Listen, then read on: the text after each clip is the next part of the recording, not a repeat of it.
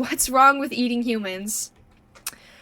So, I think, okay, if you are in a situation where you are dying, you know, you're on a cliff, right? You know you only, like, you know someone's coming to help you, but they're only gonna get there in, like, I don't know, like, 2 weeks, right? But you know you're gonna be dead by then. Do you, and you have your friends with you, like, do you, do you eat them? Like, how, like, if I am genuinely starving, I'd probably eat a person. Like, you're literally starving and you're gonna die probably, right? It's like that case where those guys were like trapped on like a mountain and they ate each other. Just starve. I think I genuinely would, like, if my friend's already dead, okay, I'm not gonna kill anyone. I'm not gonna kill anyone. Okay, I'm not gonna like hack off their limb. I'm not gonna do that. If they're already dead, I I might I'm probably gonna take a little nibble, you know? Like, I'm probably gonna take a little nibble. Just, yeah. You know? Like, I'm not gonna go like full on like eat their whole, no. I'm gonna get enough to like where I survive, enough to get rescued, right? Like, didn't the people did they get arrested? Just a little bit. I'm not killing anyone. I'm not killing anyone, okay? I don't think I could genuinely do that. Like, if my friends are still alive, I think I'd starve, right? But if one of them already died, he's already dead. Like, they're already dead. I would... Okay. The people that were trapped on that mountain, did they get arrested when they came back? Because they did eat, like... I don't know. I don't think they went to jail for it. But, like, that's just, like... Yeah. But, like, I genuinely think that in that situation, I would. Like, I would do that. Ow. Oh, I just banged my knee. But, yeah. What's wrong with eating humans? Walking into a pretentious, modern, fine dining restaurant in New York's East Village. A stoic host leads you to... Yo, my number one fear in when, like, eating someplace is, like, somehow offending the server and then them, like, pissing in my food or, like, shitting in my food and then I eat it and it's just, like... Like, that thought crosses my mind when I'm, like, in a restaurant. And, like, I'm obviously, like, trying to be nice and stuff, but, like, what if they're just having a bad day and they're like, oh, I hate this person because, like, they're all happy-go-lucky or something, I don't know, so I'm gonna, like, piss in their food. No! Oh my god. Do you think you'd taste that? Like, how much would they have to do for you to be like, this tastes like shit, this tastes like piss? I feel like it has to be, like, a lot. It also depends on what you're ordering, too. I feel like if I ordered, like, a big burger, like a double patty burger, and, like, they put, like, a little bit, or, like, they mixed in the meat somehow with, like, poop. Yeah, it depends on the food, like, a little bit with poop. I don't think I'd taste it, like, at all. But that's disgusting! Oh my god. No. I don't think, I genuinely have, like, the benefit of the doubt. I don't think anyone would do that, but, like, seriously, you never know. Like, sometimes I think about that, I'm like, oh, the smell? Yeah, probably. Like, yeah, when it comes out, you're like, that doesn't smell right. That just smelled like a burger. Oh my god. A minimalist seated counter that overlooks an open kitchen. The dish that has everybody talking this season? Ouroboros steak. 40-day dry age served with a roasted bone broth reduction, cortical emulsion, hibiscus and beet jelly, and seasonal greens. Wow. But what makes this dish so enticing? Well, it's the steak. Grown from cultured human muscle cells, bioengineered for a tender, marbled texture, with a deep, umami-rich flavor akin to Wagyu. Ethically cultured human steak. No one was killed, no one suffered, no risk of disease. Just a perfectly grown piece of human meat created with science. That doesn't sound right. Lab-grown human meat is nothing new. Scientists have been growing human skin in labs for decades, used to treat severe burns. Yes, In yes, I remember that. 2018, scientists successfully grew living human muscle tissue that can contract and respond like real muscles. Whoa. And in 2019, scientists 3D printed a tiny human heart with working cells and blood vessels using bioink made from human cells. So we're already growing human parts in labs for other purposes. Yeah, that's good though. Why not food? Well, No. mainly because it's too expensive. It's really hard to do and there's no demand for it. But other than that, is there anything wrong with eating human meat?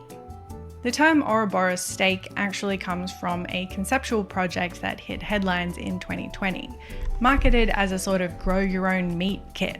Diners could culture their own meat blob out of It's kind of like sourdough, like making your own sourdough. cells from their own cheek. You know I love a DIY opportunity. The project was meant to highlight some of the key issues in the fast-growing cultured meat industry, like the use of fetal bovine serum. But most people just freaked out about the auto-cannibalism thing. Because when it comes to cannibalism, many of us are decidedly rigid. But why is that? Why does the thought of eating human meat, whether for survival or otherwise, gross us out so much? If cannibalism saved lives, would it be morally acceptable? And under what conditions could it even be ethical? Or in other words, what's wrong with eating humans?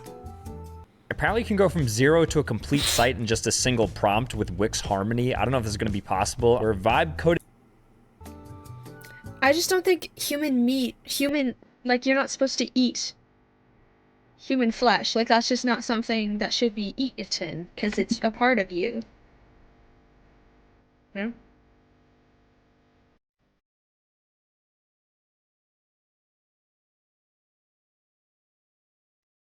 I don't like this.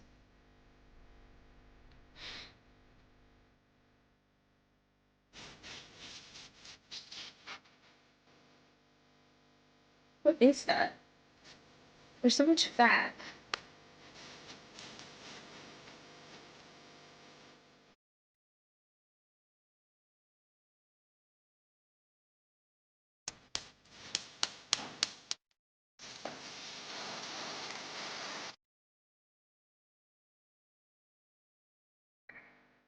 Oh, is she making the dish? Is that what's happening? Fire, fire. No, she's just making stew, I guess. Oh, I can smell that. Oh my god.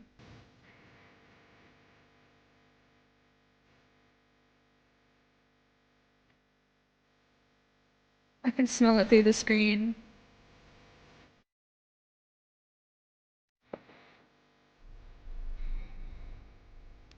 Human history is chock full of graphic stories of people eating each other. The oldest evidence dates back 100,000 years ago. Neanderthals in the Malagasy cave in France ate the brains, tongues, and thighs of their fellow Neanderthals. China has a long and very well documented history of cannibalism that will be giving me nightmares forever. In the 7th century, Duke Huan says to his cook, "The only thing I have not tried is the steamed baby." Not only does his loyal cook deliver what he ordered, Oh my but god. the cook steamed his own baby.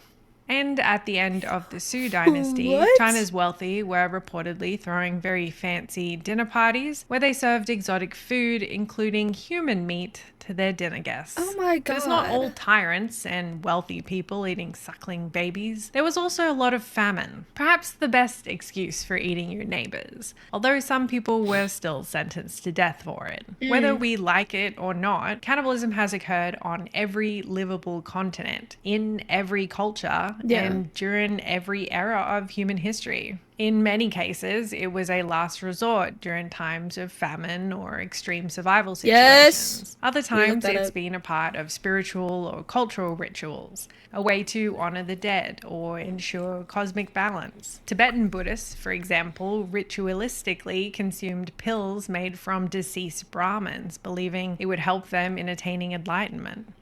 What?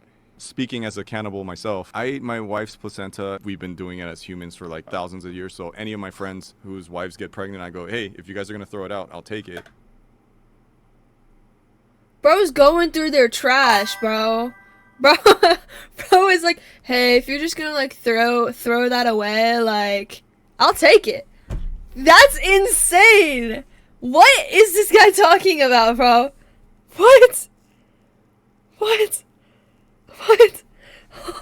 Oh my god, just he says it so casually too. It's, yeah, just like a regular thing that people do. What? So I have a freezer full of human placenta. But cannibalism occurs in a variety of other contexts as well. Certain cultures have been known to engage in exocannibalism, or eating your enemies. This was done for different reasons, sometimes as a way of asserting dominance, absorbing the power of their enemies, or because they believed that it would prevent the spirit from seeking revenge. Modern day examples of cannibalism are often about criminal or psychopathic cannibalism, the horrible things done by serial killers, sadists, and generally mentally unstable individuals. Like the Italian lady who killed 3 women, turned their bodies into tea cakes, and served and ate them with her friends and family. What? Who had no idea what they were Oh eating. my god! Motivations vary from power to pleasure or compulsion. Or in the case of Leonardo Cianciulli, she believed that it would prevent her son from dying at war. What? And just looking at the sheer quantity of true crime media that's produced about these people, it's clear that we are fascinated by criminal cannibals. If you clicked on this video, then I'm pretty sure you understand what I mean when I say that while I understand the horrific nature of these crimes and sympathize with the people who were affected by these events, I also just can't help being completely drawn to these stories. It's a sick fascination. I don't know why I'm like this. Some people go even further than just being Monster on Netflix. Jeffrey Dahmer had Oh my god. Okay, right back into the video. The Dahmer Netflix thing, I watched the first episode. And I watch Call Me Chris on YouTube. Well, I used to. And she did like a deep dive on Dahmer. And I watched the first episode of the Dahmer series. And the whole premise of it is kind of weird because it's through the killer, right? So it goes through his actions.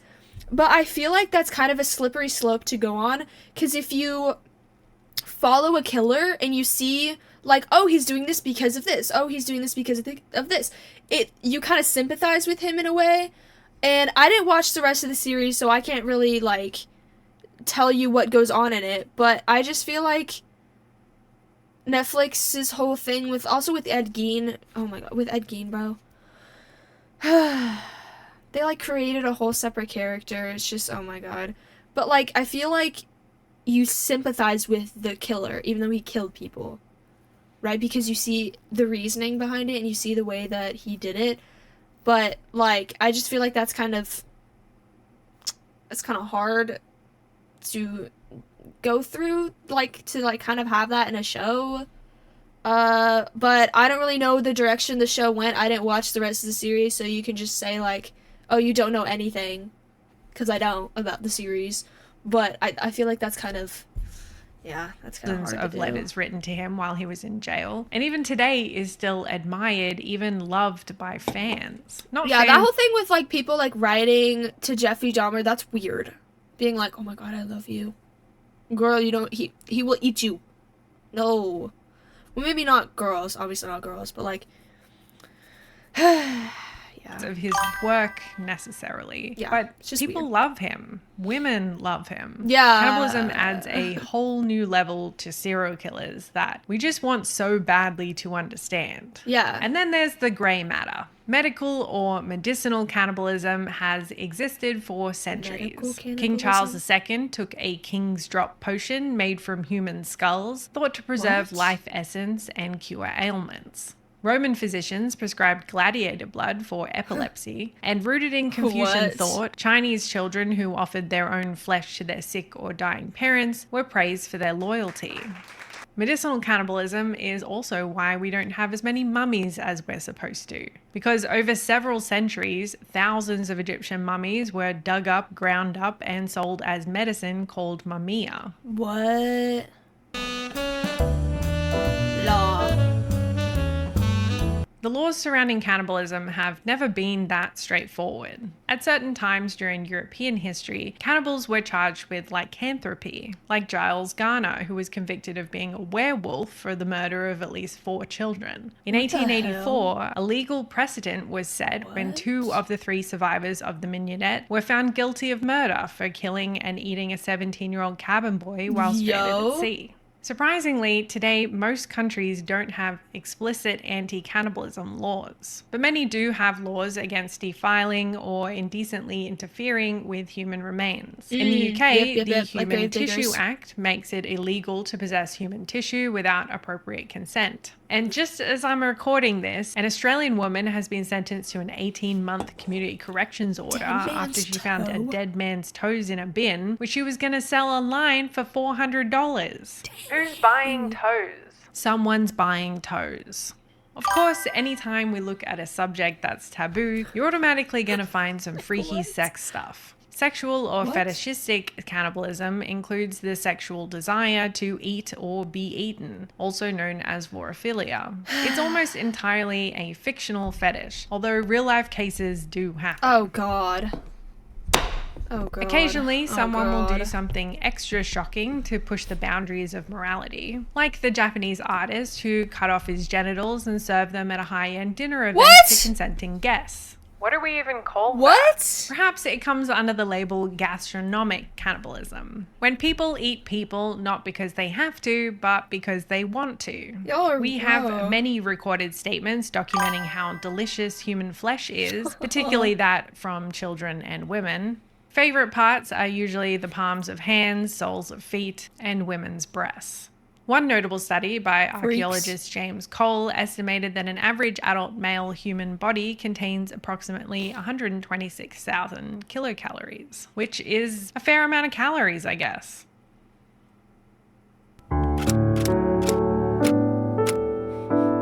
Flesh. Flesh. Kind of a gross word in itself, isn't it? Flesh comes up a lot in the Bible. Jesus was like, unless you eat the flesh of the Son of Man and drink his blood, you do not have life in yourselves. I hope we're not still taking the Bible literally.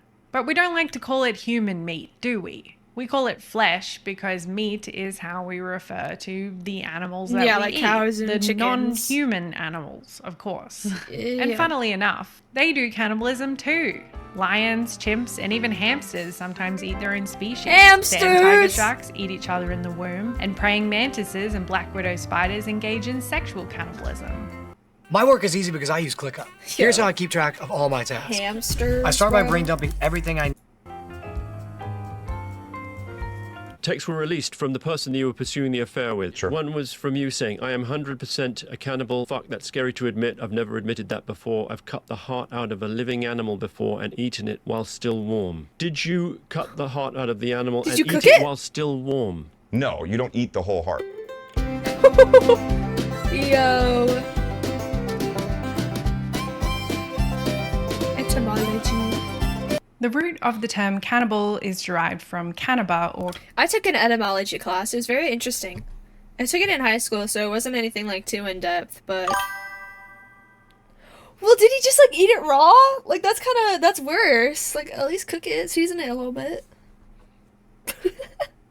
No, but I took an etymology class and it was actually really interesting, like the roots of words and stuff.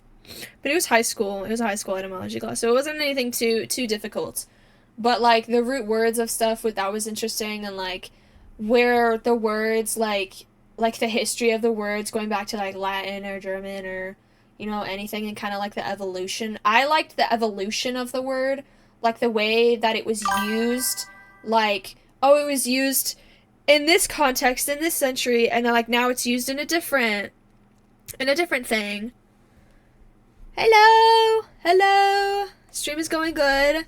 But, like, the evolution of it from, like, used in, like, I don't know, like, blah, blah, blah AD to, like, now, you know? the name bestowed upon the indigenous group known as Kalinago from the Lesser Antilles in the Caribbean. The term Carib was first recorded by Christopher Columbus, who was credited with introducing the word to Europe in 1492. In his diary, Columbus described the Caniba, or the Caribs, as a warlike group who supposedly ate their captives. Spanish conquistadors exploring the area also used the term Caribs for indigenous groups they considered hostile, while Arawak, the enemies of the Kalinago, was the term for groups considered friendly. But who knows if these guys actually saw anyone engaging in real cannibalism. Unfortunately, it was common for European colonists to exaggerate or fabricate claims that the Caribs were cannibals to justify enslaving and exterminating them. The savage cannibal stereotype became a tool of colonial propaganda used to dehumanize indigenous peoples and rationalize conquest. They may have had a reputation among their enemies as warriors who ate roasted human flesh, but the Kalinago community believes this to be an offensive myth. We're all probably aware of Trump's repeated mentions of the fictional cannibal Hannibal Lecter. Has anybody seen Silence of the Lambs? The late great Hannibal Lecter. Hannibal Lecter. Did anybody ever hear of Hannibal Lecter? The young people didn't. Have you guys? Yo, this morning I was on TikTok and I literally saw a video of a guy imitating Trump. Oh my god, it was so funny. A dumb drunk bet with... What is it? It depends on what it is. What is it?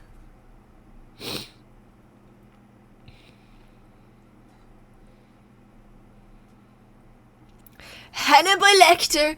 My coworker has such a good freaking Trump impression. My Trump impression sucks, dude. Oh my god. I need like vocal lessons. No. But I saw like a Trump. I always laugh when someone like tries to impersonate Trump's like speech in the way that he talks.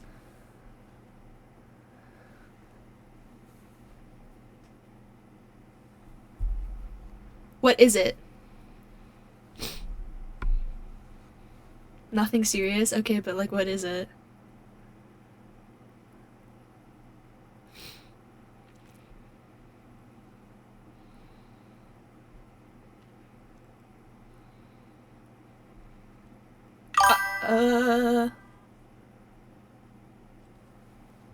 For a streamer wouldn't act pregnant with a pillow. I'm not doing that. I can't help you. I'm not doing that. I'm sorry. That's funny, but I'm not doing that. That would be funny to watch, but I'm not doing that. I'm sorry. Pillow? Yeah, no, sorry. I think. Very so funny. Lecter. Dr. Hannibal Lecter. The late great Hannibal Lecter. Seems ridiculous, right? And everybody wants to know why Trump continues to bring it Hello? up. I've seen people saying they think Trump's just stuck in the 80s. With all his outdated references, music, and fat, ugly ties. Or that he's stupid. He's getting the actor, Anthony Hopkins, who played Hannibal Lecter, mixed up with John Ford, who was openly supportive of Trump. You know why I like him? Because he said on television on one of the... I love Donald Trump, so I love him. President Trump won't give up. Some suggest that Trump struggles to differentiate between movies and real life. Oh. Which may be true. Is it possible the former guy straight up doesn't know that asylum has two meanings? When he hears about asylum seekers, he thinks asylum like insane asylum. Like an insane asylum that Hannibal Lecter escaped from. What? Or maybe he's just doing it for attention, a viral moment, some comedic relief during his rallies, something to distract the media for a while. But then you see him say this. They're emptying out their mental institutions into the United States, our beautiful country. The problem with people jumping on the viral moment and criticizing Trump for being so stupid he can't tell fiction from reality, or any of these other reasons, it's that it fails to... Look at how huge he is! Bro, he's massive. And he's got like a jawline too. He's mewing. Also, he glows in the dark. Wait. Let me show you. His eyes glow in the dark. Can you see? Trust, his eyes do actually glow in the dark. I got him, at Target. He's always in the background. Yeah, like when I'm laying in bed, because like this is obviously where I sleep. When I lay in bed and I have all the lights off, you can see his eyes just like piercing into the darkness. And that low-key scared me my first time. I was like, what is that? Like, what is that? Because it was just two like eyeballs just like I was like, is someone in my room?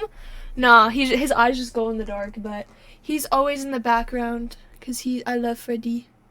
I love Freddy Fazbear. Or.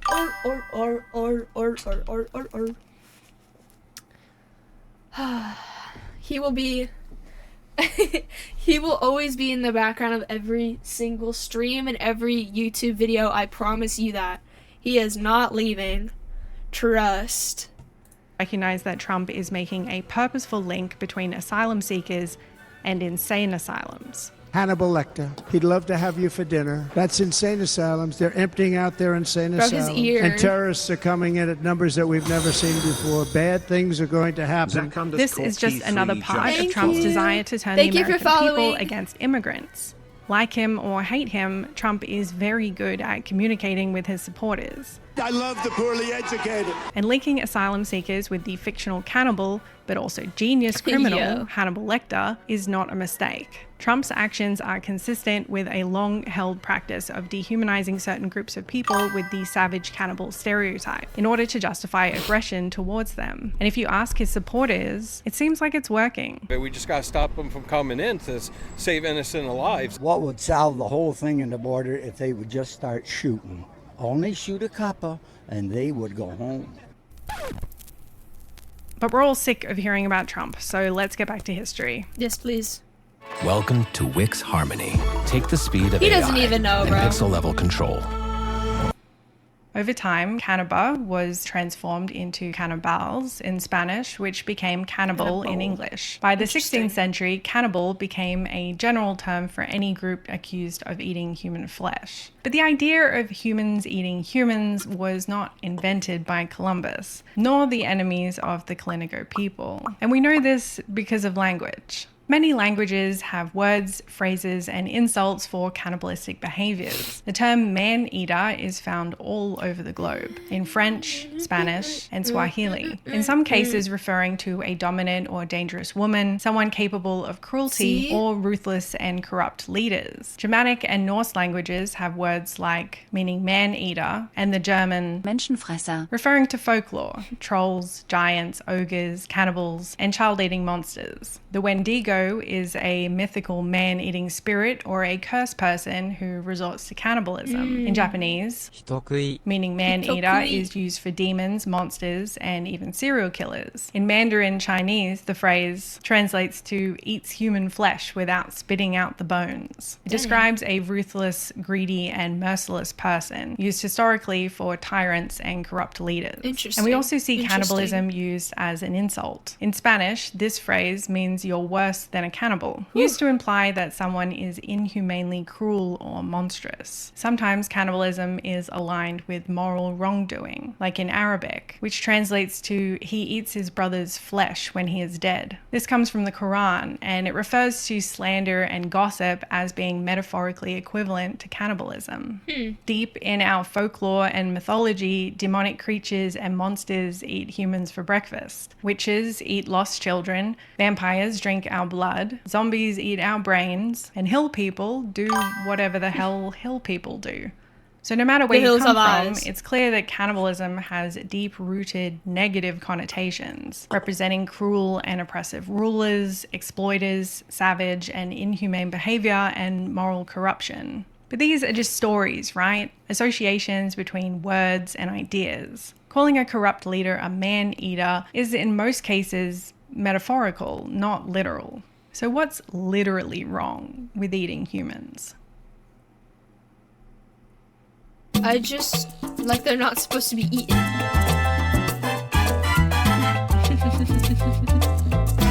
Yo. For 22% of the global population, all meat probably grosses you out anyway. But for the rest of us, you probably eat meat fairly regularly.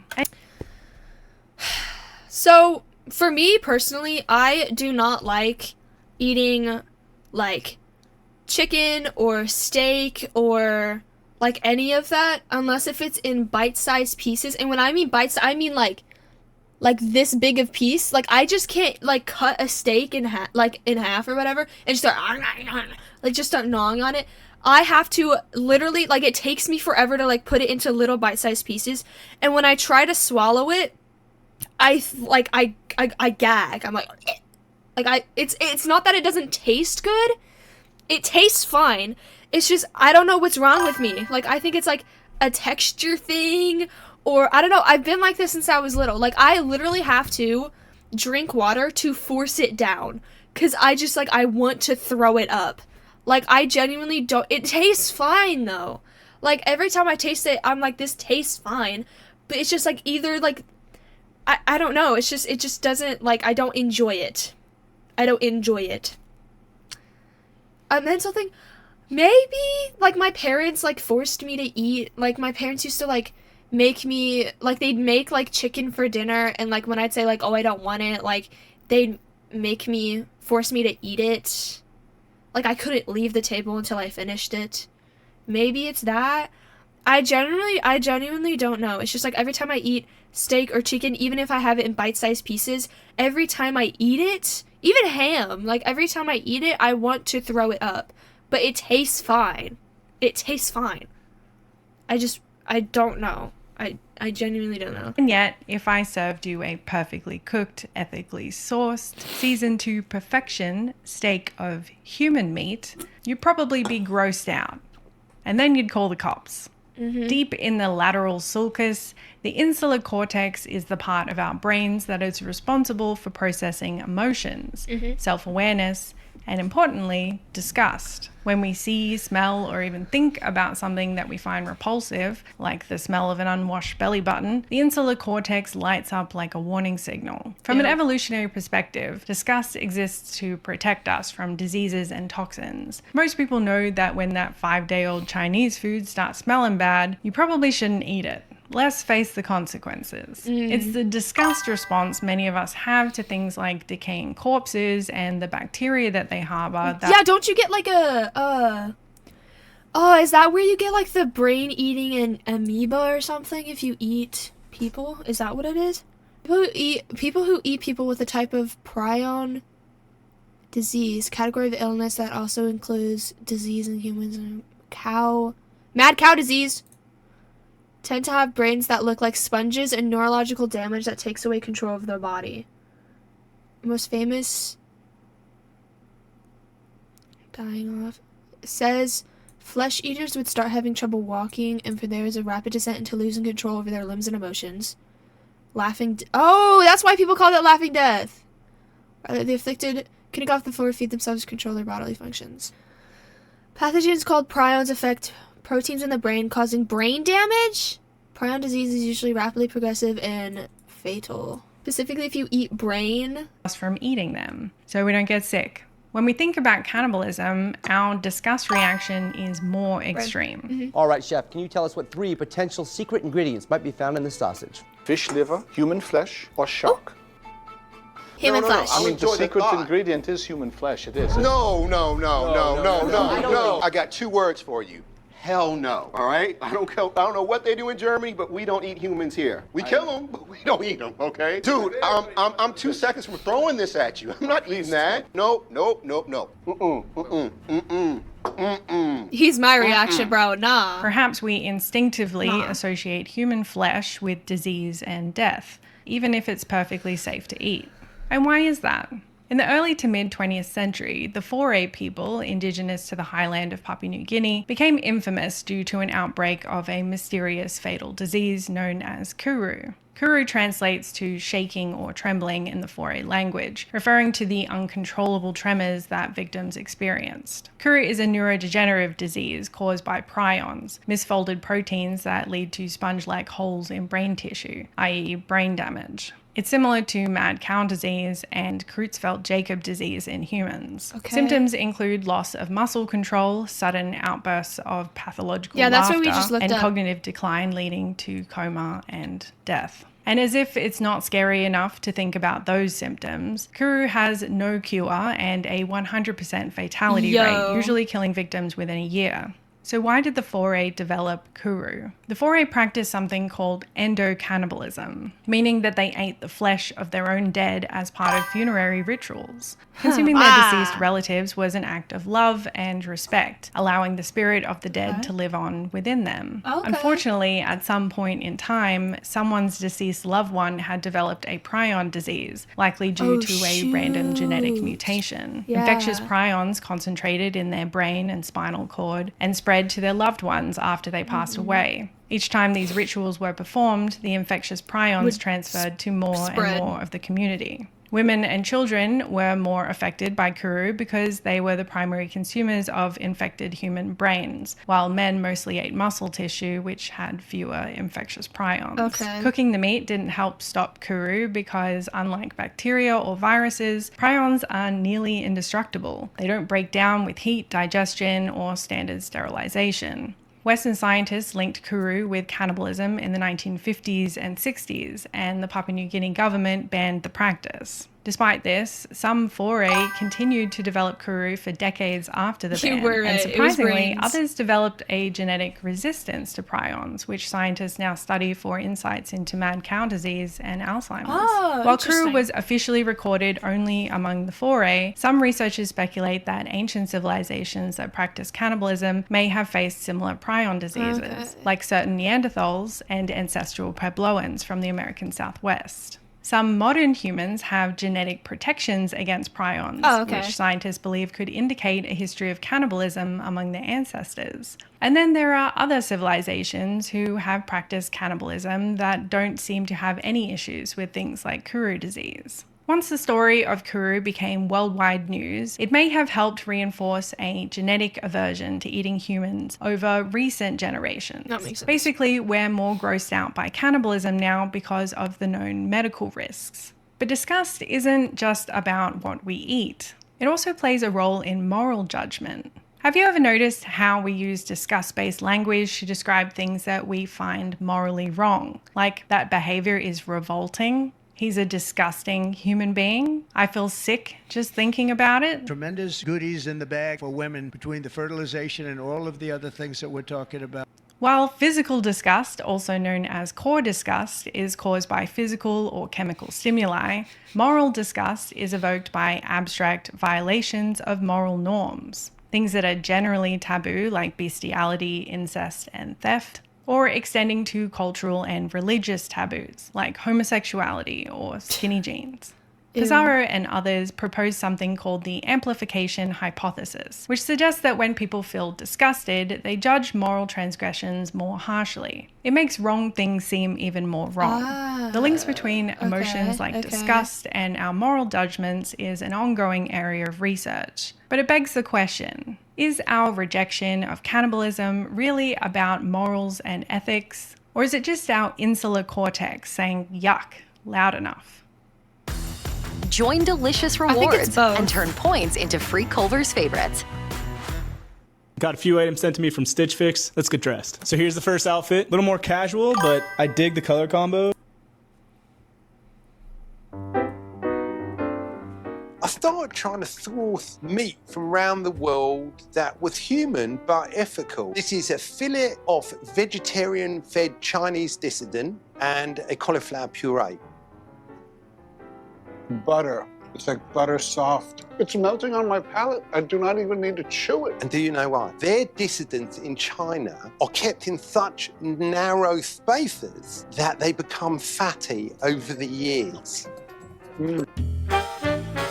If we're going to try to look at cannibalism beyond our gut reactions and cultural bias, we might need a little help from philosophy. Yeah. Moral philosophy, or ethics, is the study of what is right and wrong, good and bad, and how we're supposed to act. If you can bother to get through the reading material, philosophy can provide frameworks for thinking about moral dilemmas that affect us personally, but also as a society. If you don't know anything about philosophy, don't worry. All you need to know is that there are 3 major schools of thought, and philosophers rarely agree on anything. Yeah. That's why everyone hates moral philosophy professors. I think philosophy works best when it's relatable. So here's a thought experiment. You're trapped in the Arctic. No food, no plants.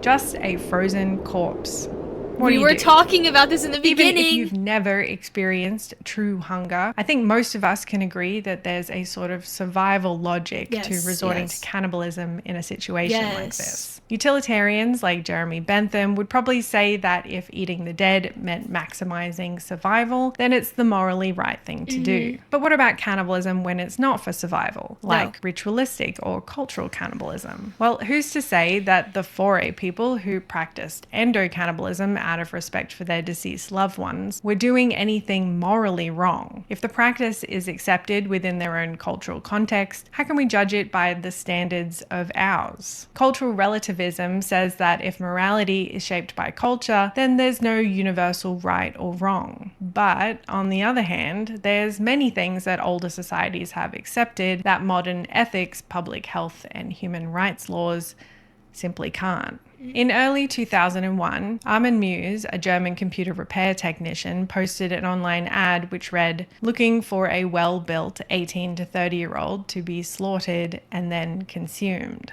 After receiving several responses that didn't work out, Armin made contact with 43-year-old Bernd Brandes, Yo. an engineer from Berlin who agreed to the act. On March What? 9th, they both engaged in what could be called consensual cannibalism before Muse stabbed and killed Brandes, storing parts of his body in his freezer to eat over the next several months. A year later, one of Muse's ads was reported to police and he was arrested. Despite the consensual agreement between the two men, prosecutors argued that Brandes was too mentally unstable to consent. Yes. Eventually, Muse was convicted for murder and sentenced to life in prison, where he has expressed remorse and is now a vegetarian. And morally speaking, this is a tricky one. Legally, Germany has no specific laws against cannibalism. So why can't someone consent to being eaten? Libertarians like John Stuart Mill believed in the sovereignty of the individual to make decisions over his or her own body and mind. So if both parties consent, it's their right to do so, right? But Hobbes might disagree, because even with consent, some acts like cannibalism could undermine These type of situations, not situations, but like scenarios, I cannot wrap my head around wanting to be killed and eaten.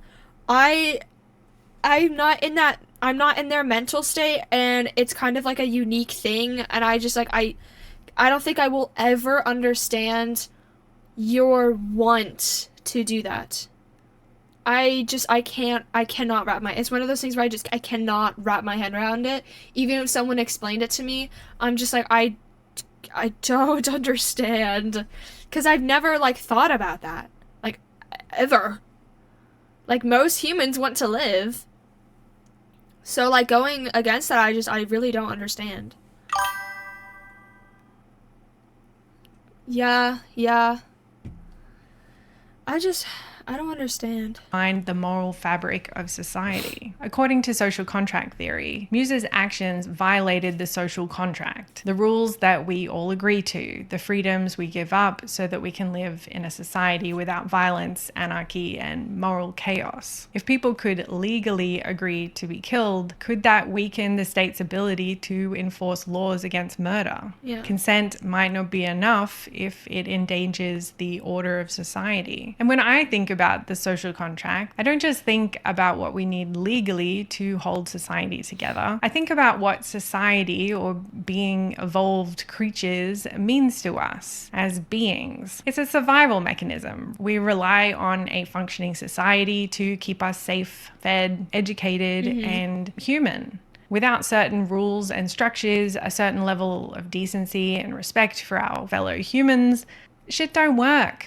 Our idea of cannibalism seems to sit at the border of our idea of our humanity. It's often depicted in movies and literature as this final tipping point into a dystopian hellscape where we don't care about each other and are only out for ourselves. Engaging in cannibalism transforms you into something that isn't quite human anymore. You are barbaric and uncivilized.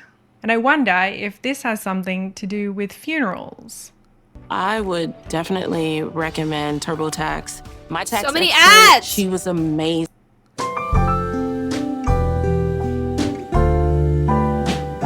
Humans have long distinguished ourselves from animals by how we treat our dead. Unlike most other animals, we don't just leave dead people lying around. We ritualize the process and mourn those who pass. The burial of the dead is considered one of the earliest signs of human culture for archaeologists, dating back at least 100,000 years. Dang. Rituals like mummification, cremation, and burial reflects part of our humanity as civilized social beings. How we treat corpses represents how we see human life itself, as valuable and worthy of protection. Many ancient societies believed that a bad death, like a lack of a burial or dying in disgrace, led to an unrested spirit or eternal punishment. Even today, unclaimed bodies, mass graves, and war atrocities are particularly horrible for us to think about. So when it comes to cannibalism or the desecration of a corpse, the act itself directly challenges what it means for us to be civilized human beings. It's a regression back into savage beasts, a sign of moral degradation, and perhaps most importantly, a hallmark of societal breakdown, which is one of our most important fears. Of course, not all civilizations treat their dead the same, and what we find civilized or barbaric changes over time, but the need to honor our dead remains constant.